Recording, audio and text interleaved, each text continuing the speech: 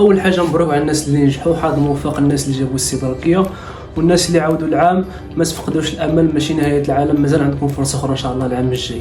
دابا السؤال اللي محير كاع التلاميذ حاليا هما لي كونكور.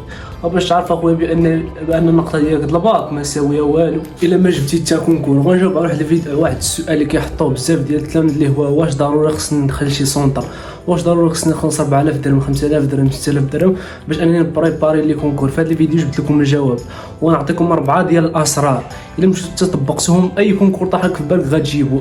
اي كونكور تنقولها بكل ثقه، اي كونكور طاح في بالك غتجيبو. غنبدا باقل واحد اهميه حتى الاخر واحد اهميه، واخر واحد هو اهم واحد فيهم. ملي قلتي ما غتجيب حتى كونكور واخا تبريباري ليل ونهار. فخليك معايا ما تمشي فين ويلا نبداو. اول حاجه لي كونكور، هاد 4 ديال الاسرار. اول واحد فيهم هو انك ترجع الدروس ديال الباك ديالك، دير لهم واحد الملخص القواعد العامه كذا. المهم كل درس تحاول تاخذ النقاط الاساسيه، دير ريبابيليتي كونتينيتي نون كومبلكس ايتترا. غتحاول دير واحد فيش ريزومي ولا قلب على شي فيش ريزومي في يوتيوب ولا في جوجل، المهم اعتمد عليه. ثاني حاجه الناس سيونس فيزيك وسيونس مات. سيونس مات خصهم يقراو شي دروس يقراوهم صحاب الفيزيك. كنهضر على المات بالخصوص بحال جيومتري دون ليسباس. المهم جيومتري دون ليسباس صحاب سيونس فيزيك خصهم يقراو شي دروس اللي قراوهم سيونس مات، بحال لاغيتميتيك واخا ما كتحطش بزاف، بحال لي ماتريس فونكسيون راك طونجونط. المهم شي حوايج خصكم تعرفوهم، ماشي تقراو الدرس من الاول، وانما فقط تكون عندكم نظره عامه وتعرفوا القواعد العامه ديال هذوك الامور حتى تحطوا في لي كونكور. هذه اول حاجه خصكم ديروها.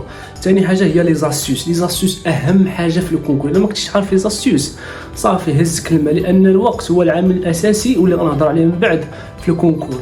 لي زاستيوس شنو هو الهدف؟ لي زاستيوس هو تدرب عقلك، حيت كاينين الاسئله كيبقاو يتعاودوا. تدرب عقلك على ان صافي فوا تشوف السؤال تعرف الجواب بلا ما تحط ستيلو. خصك توصل لهذا الليفل.